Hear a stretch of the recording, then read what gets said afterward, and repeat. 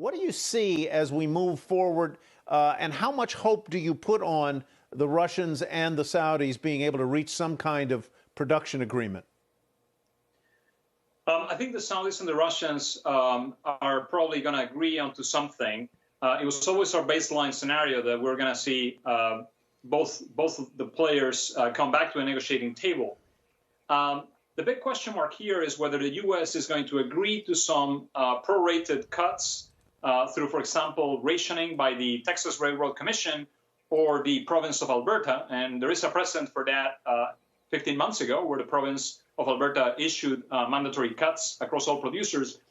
Or alternatively, we're just going to have to see the lower prices, the price declines, force shut-ins across America, and that's effectively what's been on offer. So we don't know exactly the shape of the U.S. response, but I do think that Russia and Saudi Arabia are definitely getting a lot closer. For those of us who do not know, Brian, I'll get you in just a sec. For those of us who do not know, why is the Texas Railroad Commission central to this?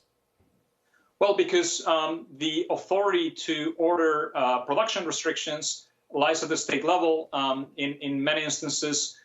So unless you're talking about federal lands and essentially areas that are controlled by the federal government, most of the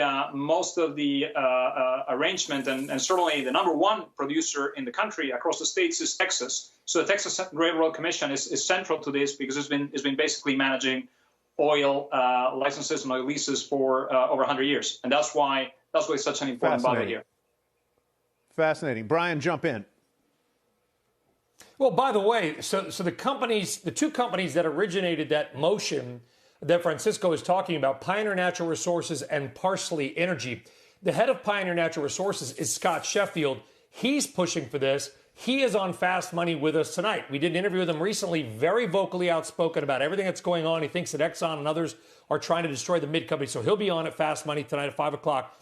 Tune in for that. Parsley Energy, the former CEO of Parsley is Brian Sheffield, his son. He's not the CEO anymore, so a little family action going on there, but they're pushing the Texas Railroad Commission to institute these cuts. I mean, it truly is a remarkable time when you've got the oil industry basically begging a regulatory body to control output. Tyler, what's amazing to me, I did not know this, Rystad Energy, respected research firm out of Norway, says there's 9,000 different American producers, from ExxonMobil all the way down to some guy with a small well in his backyard producing a barrel a day.